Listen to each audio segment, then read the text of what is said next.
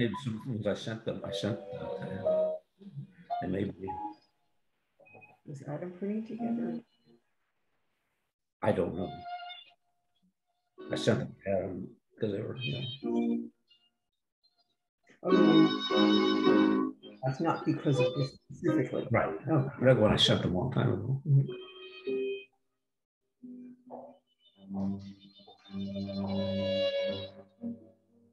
See why he needed time to put this together.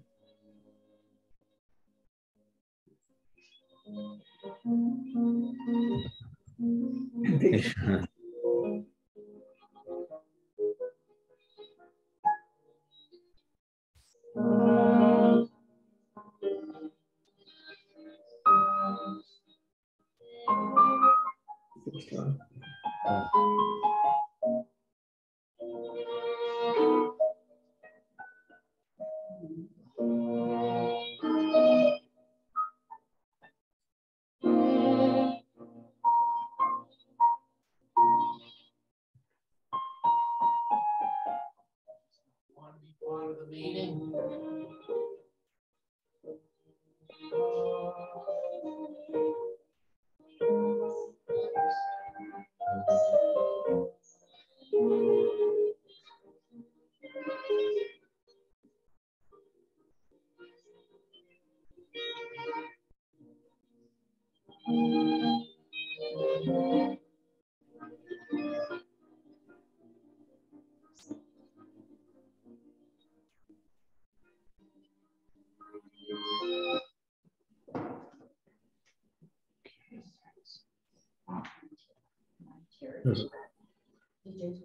I turn on the sound.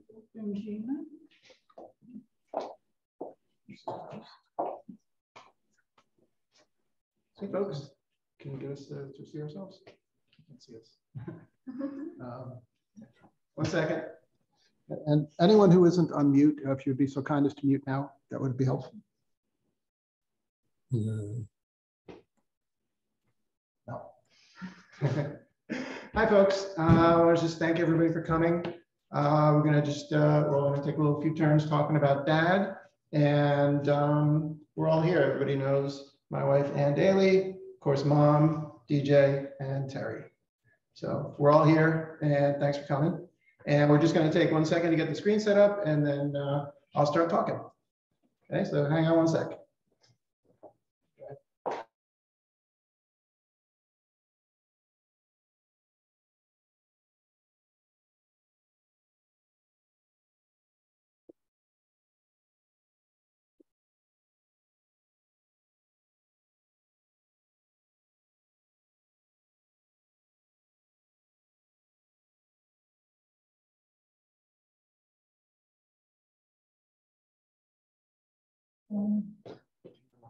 Okay, you guys can hear me okay? Can I see a thumbs up? Oh. All right, thank you.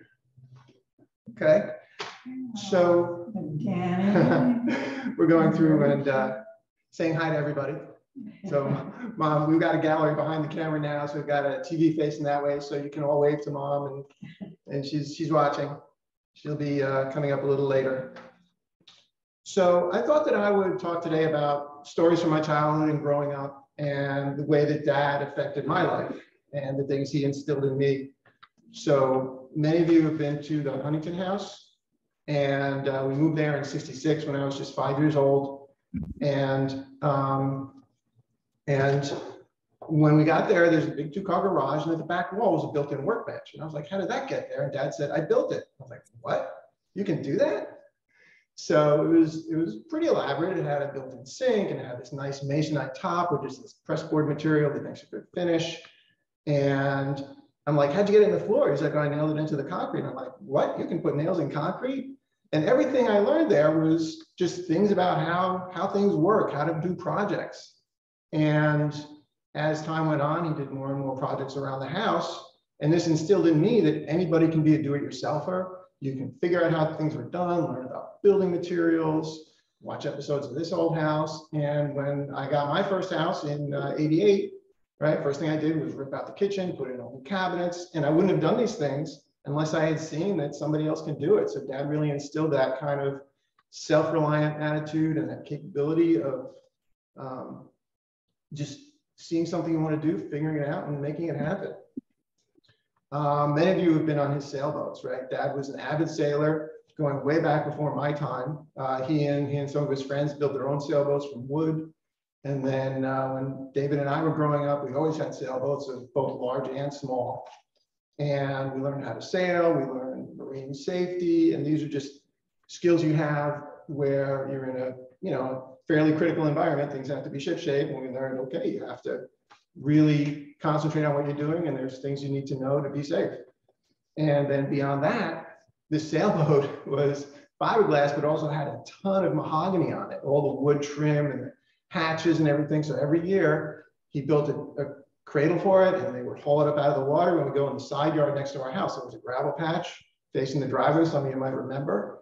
And it would be up on these things 12 feet in the air. And then all throughout the winter, we'd climb up in there and we'd be sanding and varnishing and repairing the plumbing and all this stuff. And it taught me that you can have really big, ambitious projects, because David used to say, this is the second most expensive thing we own next to the house. And it kind of gave you the confidence to make these big investments and do these big things. And, that gave me the confidence to go and eventually build my own airplane and fly it around. So, thanks to Dad for that. And then one thing that didn't even occur to me until I was writing this was that he instilled activism in me.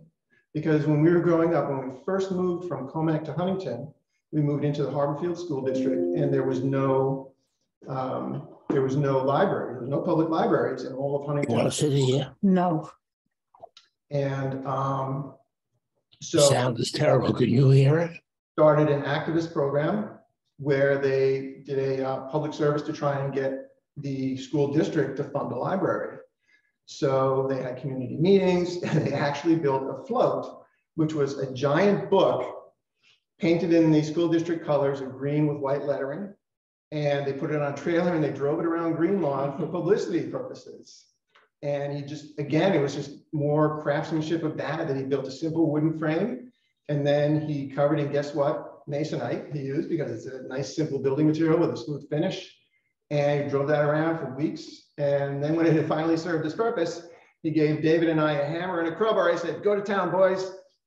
So we ripped that thing to pieces and just shredded it and flung it across the driveway. And eventually we scooped it all up and discarded it, because it was, a small investment, and it worked, because that school district now has multiple libraries, much bigger, very fancy, modern. So after we moved to Florida, once I had retired, many of you know I'm now the vice chair of the Collier County Democratic Party. So I'm an activist. I'm retired, but I simply do this as volunteer work with messaging and getting out the vote and fundraising to try and advance democratic causes, because that's what I believe in, and that's my activism, which I didn't realize I had picked up from Dad.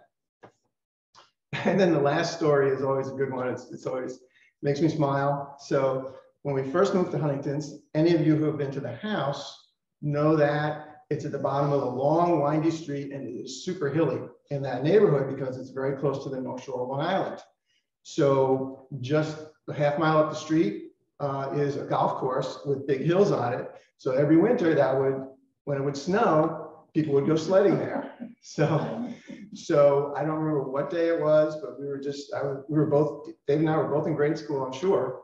I think Dad used to work at Sperry Gyroscope as an engineer and working on navigation systems. And I think they sent everybody home early. So he came straight home from work. It was still midday. He says, boys, let's go sledding. So we grab our sleds. We got one for him, one for David, and one for me. Of course, I was the smallest, so I had the smaller sled. And we do a bunch of sledding. And then Dad says, hey, let's see if we can all go on one sled. So he lays down on the sled, and then David lays flat on his back, and I lay flat on David's back. And we go down a hill. It's pretty smooth, little bumps, maybe get a little bit of airborne, nothing big. I was like, hey, that was great. And my dad is going, ow, ow, ow.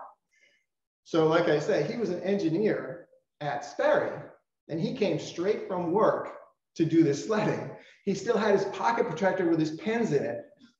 And the pen got smashed between his rib and the sled, and he actually cracked a rib, and there was a perfectly straight line on the x-ray where that pen used to be. So that was our sledding adventure. But again, the lesson from that was enjoy the simple things in life, have fun, and just get out there and do what you like. So it was just that excitement and snow days and having fun. So Dad taught me that as well. So those are my stories for Dad. And we actually, David had asked if anybody else wants to speak. So I believe Jeff Rubin and Dick Hyman have volunteered. So who wants to go first? Jeff, you want to go ahead?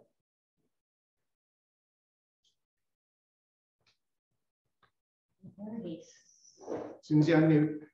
Yeah.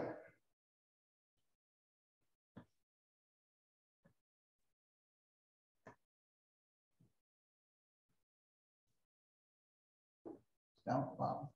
No, we don't hear you yet. Uh-oh. Well, why don't we have... Okay, I got it. You hear me now? Okay. I don't have any real stories, just a few remembrances. I don't recall whether I was at Ethel and Marv's wedding. I mean, I was 3 years old at the time. I might have been. My first recollection is when probably around 1955, I was, Marv and Ethel came to visit at our house and stayed over, and my brother Michael and I got kicked out of our room. I don't hold any grudges, but I do remember they slept till like 9 in the morning, which was very strange in our world. So I remember their visit. I also remember Marv's parents very well. Bertha stayed over at our house for several weeks one time when she was in town. And Jaime, Marv's father, drove an ice cream truck, which is always good to have one of those in the family.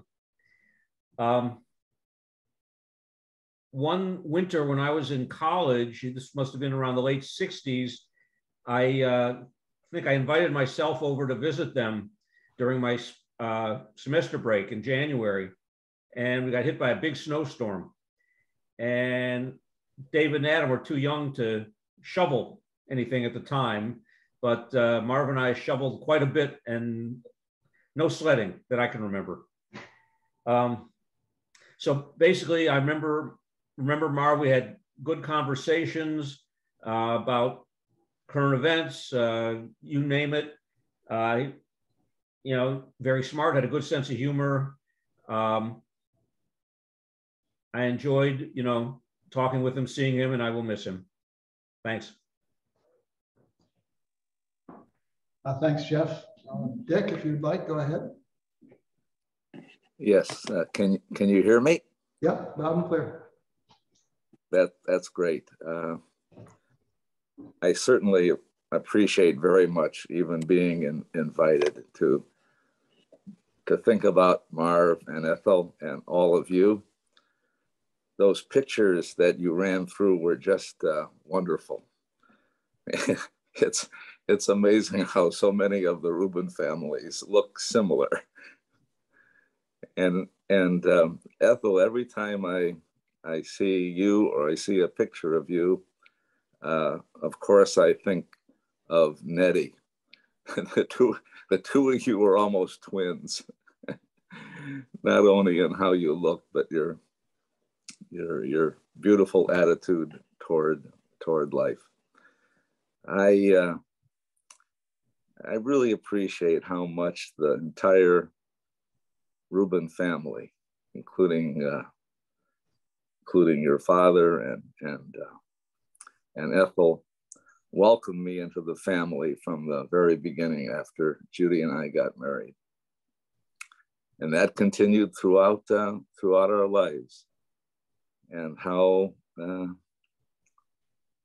supportive of you, of me, and Judy you were when our son passed away.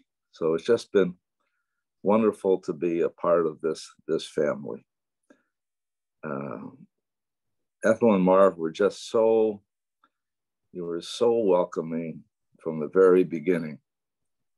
But I want to tell you, as welcoming as you were, that didn't prevent Marv from beating me in tennis, as you saw in the picture. As you saw in the picture, should have had a little trophy to give the to give to Marv. He kind of a model for me, the way he stayed active all his life. Maybe you could tell us a little bit about his activities in the last 10 years or so when I lost track. But I'm trying to do the same, you know, a day at a time. And again, it's just wonderful being here with all of you and thinking about Marvin. Thank you. Thank you, Dick. Anyone else like to speak at this time? Anne? Okay, please. Hi, everybody. I had the honor of meeting Marv and Ethel many years ago. I remember when we met, we went out to dinner. I think it was the Restaurant King in Huntington. And from that very moment, I was impressed with the kindness and generosity of this family. I'm so proud to be a member of this family. Other impressions is Marv was always very proud of his engineering career. He was very proud of his family. He loved living life, and he shared that with all of us. And I will remember him fondly and with love. Thank you. Anyone else care to share anything? No? Okay. Back to Adam. Yeah, for a moment, and then yeah. Give me a moment to get back to the right spot here. Dick had mentioned the pictures. We actually I sat down with Mom about a month ago and went through all the photo albums. So we've picked out the best ones, and that's what you saw during the introduction. And then I picked out a few of those that were just highlights of a few more things I want to talk about that you guys would really like. Well, David's just getting it set up. So 1 second. Yep, there we go. No, it's not the right slideshow. And you have to give me a moment to hit the share button as well, okay? Okay, so, oh, wait. Yeah. Sorry. So we're going to talk about some slides. I got a little bit of an era going. So we're going to go through those. Zoom, meeting, Just bear with us. share.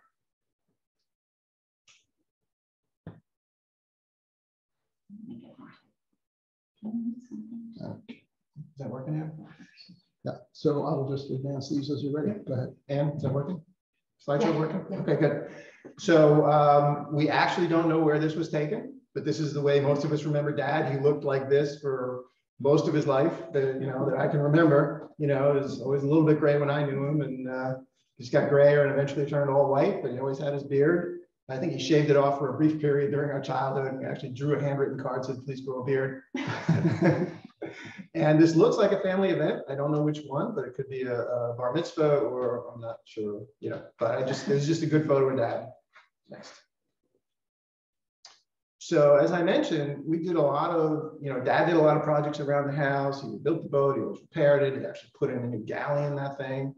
So when I came time for me to build my airplane, we actually got the Molny boys all together, and they assisted me. And what you're seeing there is actually the horizontal tail of my airplane as it's being bonded together. So, and the workshop we're standing in is a workshop I built in the backyard just for this airplane project. So by the time 2000 rolled around, I was like ready to build a workshop and roofing and everything, and built the airplane, which is now in the hangar right behind us. And Dad always liked music, and somehow he managed to rope all of us into music. So we would have we all played the recorder, and somehow Jeff Rubin got brought in there during a family visit. So we had Adam, trio music. Adam, I still have the recorders out, and now when Rachel's kids, Matthew and Emmett, come over, they blow on them and drive us all crazy. Okay. And then I think it might be Rachel kind of hiding behind my right elbow there. That's me on the right side of the picture. And I think there's a girl in a yellow dress, which I guess would be Rachel, but I don't know if the year is right. So that's Laura, I think. Oh, okay. Oh, well. Could have been more than one family there. Yeah. All right. Oh, this one. I don't suppose we can make it bigger.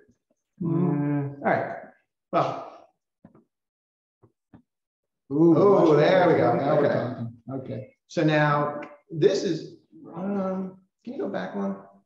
That's probably Comac and Spartan Lane. So this is such a fantastic photo. I mean, boy, I mean, this has to be Dad in his, I'd say, late 20s, maybe early 30s, long before I knew him. But, you know, he was an engineer, you know, out of, well, David will talk about his career path, but, you know, they really know how to take a good photo back then. So this is him as a young man. Not even sure if he was married yet at this point, but it's just a great picture of Dad. Okay, now left. See, so this brings us closer to this time period where he's a new father, right? This is the house in Comac. So this was, they lived in Queens for a while. They had this house built in Comac, and we all moved in there. And my first memories started forming in that house. So I can still sort of picture the house. And I want to point out the rug that's behind us. That was a wedding gift from my uncle Robin Molny in 1952. This picture is circa 1964, maybe.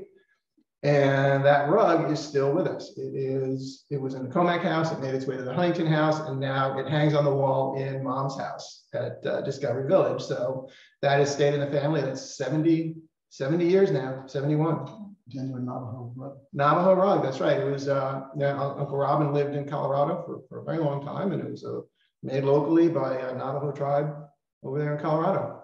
Next. I have one more. So now this is more of Dad in that young phase before I knew him. I found this picture in Mom's photo albums. I flipped on the back of the picture. It said June 1958, Penland, North Carolina. So what Mom tells me is that Mom and Dad took an art class. They went to this art school in North Carolina, and you can see Dad is working with clay. And the art school required that you smoke cigarettes while you work, so he's smoking at that point. And he's quite artistic. Next. So that's what he made in art class first time out. And here it is. So we still have it. And it's just gorgeous. It's like semi-abstract, a little bit cubist. So, you know, I think that art appreciation and creativity actually went to David because he's quite the collector. He's got a decent art collection in his house. So, you know, it was just all these things that were instilled, that he was ingrained in him, transferred over to us. More of the art thing, more to him than me, but more to David than me. So. And then this was just a great photo. So I just want to put that one up again. You know, Dad in you know, probably late 30s, early 40s, and it's just a great photo, very artistic, and I really like that one. So He looks like a beat poet. yeah, he had a little bit. I actually have some pictures of him with a pipe and a beret from way back when. So I just thought people would enjoy those. Mom, are you ready? Mom, would you like to? Are you ready? My turn? If you're ready. Yeah. Okay. Okay, where do I stand? Okay. Here? Okay. I'm ready? Mm-hmm. Okay. I'm so glad to see all of you, and thank you for coming. Last May, Marvin and I celebrated our 70th wedding anniversary. He was a good man. He's a good husband. He's a good father. He was politically liberal, charitable. He was a good person. And I know our two sons reflect that. And I'm so glad that all of you would come to honor him this way. Thanks.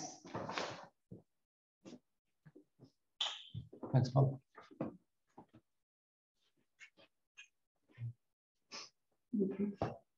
Okay, Adam, now we need to back up to 5'8". Thanks.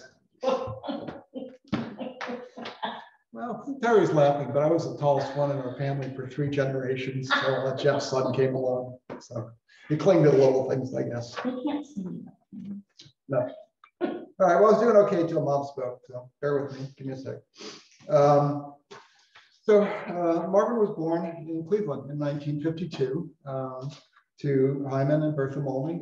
He was the older of two sons, 1925. I don't know what I just said, but 1925 is the year he was born.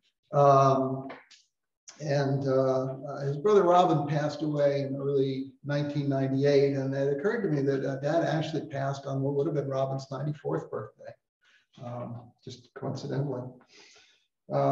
I don't know, or maybe you don't recall too many stories from his childhood, but he did tell us about his early fascination with aviation, which he passed on to both Adam and me. He, living in Cleveland, he got to go to the Cleveland Air Races. He even met one of the most famous pilots of the day, Roscoe Turner, who flew around with the Lion Cub in his aircraft, of all things. Very glamorous age.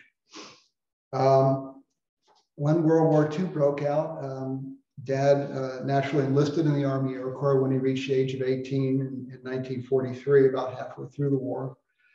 He took initial pilot training in the Stearman, which is a big yellow open cockpit biplane with, power nothing, just as basic as it could get, but it's built like a bridge abutment to take, punishment from new cadets.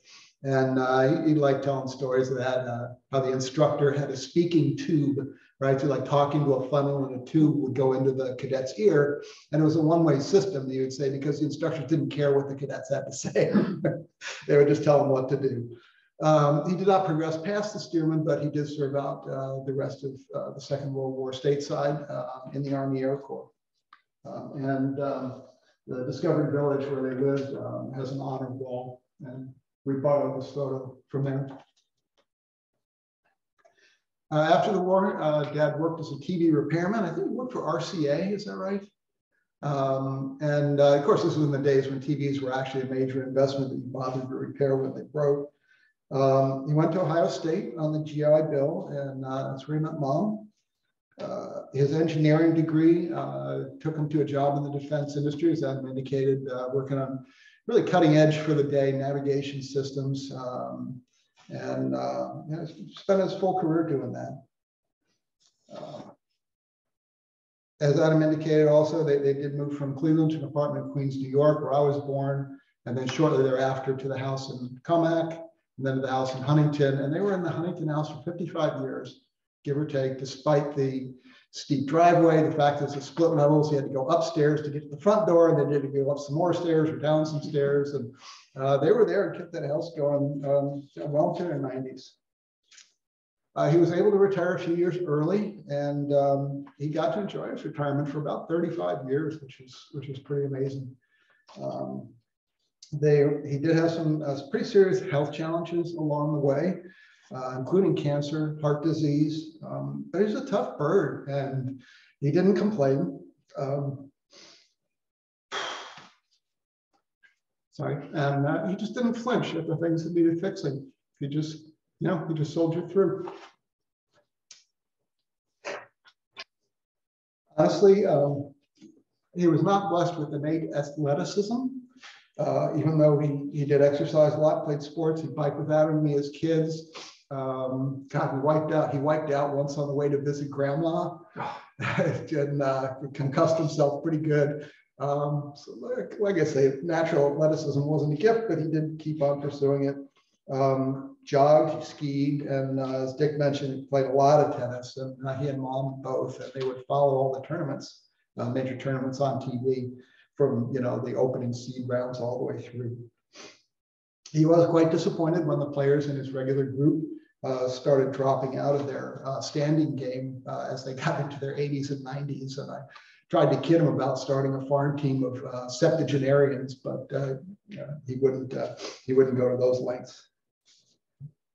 Adam mentioned the sailboats. We mostly did day trips, but I remember once we went as far as Newport, Rhode Island in the sailboat out into the Atlantic. And it doesn't sound like too big of a deal in the age of airplanes and jets and Amtrak and whatever else, but at 3 or 4 knots, it was a substantial time trip. And I think it was about a week trip to get there and back, if memory serves. We just had a lot of nice time sailing. And I tell people that I really love Colorado where we live, but still miss water, still miss sailing. So love to get back to that someday. And obviously that comes straight from him. Barry, would you be kind enough to give me a Kleenex? Thanks. Arts and crafts wise, as I was saying, extremely handy. He helped me build what's called a pine wood derby car in Cub Scouts. You know, you'd make this little wooden car with plastic wheels and nails for axles, and you'd roll them down a track, whichever one got to the bottom first. And there was weight limits, right? Because a heavier car is going to accelerate faster. And he would, he would get that thing like to the gram in terms of the weight, and he had me shape the body. Thank you. He had me shape the body for aerodynamics, and we took emery cloth to the axle nails so the wheels would spin smoother. I don't remember the outcome other than it was one of the faster cars that raced on that track. We also, again, keeping with the aviation theme, we built balsa wood gliders and little rubber band powered airplanes. And some of those things, with his help, you know, because you get these things out of the box, you break them out of the molds, everything's flat. And he would have us like steam the wings and bend them a little bit to get an actual airfoil. And we would sometimes fling those things and they'd stay up for a couple of minutes, the rubber band powered ones as well. And he just added this craftsman's touch to that stuff.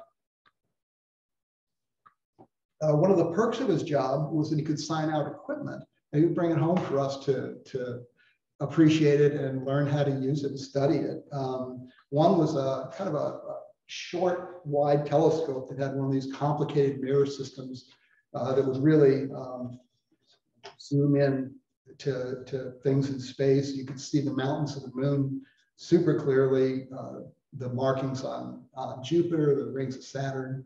We saw all that stuff. And he also brought home an early portable computer, which was a little bigger probably than a carry-on suitcase that could execute, oh golly, you know, tens of instructions per second. Maybe 10 instructions a second. But that I view as the launch point to my career in software. Dad loved hearing good jokes, and he really enjoyed telling bad ones. Never a fan of golf. He delighted in telling jokes about it anyway, or maybe just because he didn't like golf. One of his favorites is about a player who's in the middle of his game and he sees a funeral procession coming past. And he stops what he was about to hit. He takes his cap off, lowers his head, and his golfing partner says to him, "That's a wonderful show of respect." The golfer says, "Well, it's the least I could do. We were married for 40 years. I don't know how many times I heard that joke, but it's a lot. As Adam mentioned, as Mom mentioned, they were married for over 70 years, which is just amazing to me. They're interdependent, I would say, in the best sense of that word, that they, you know, supported, relied on each other. No serious disagreements between them, or at least none that us kids saw, I don't think. And I have no doubt that, you know, tennis, Mom's healthy cooking, and the strong relationship were just key to his longevity and enjoyment of life. Dad was intelligent, curious, kind, modest, gracious, generous. And he did have a strong sense of fairness and justice. The public library Adam talked about, he helped Mom organize for abortion rights, contributed to progressive causes, and of course voted at every opportunity he could. As his health waned and his dreams seemed to overlap with his waking mind, he still was upbeat and considerate of those around him.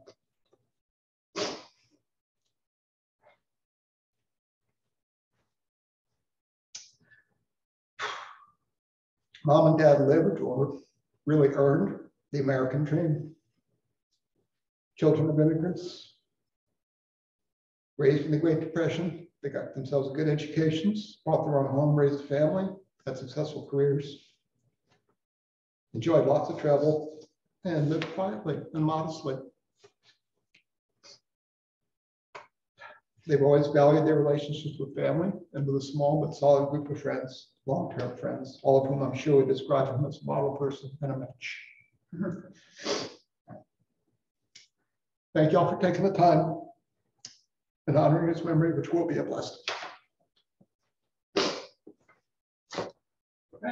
That's it. All right. Thank you, folks. Thank you all. Molny signing off.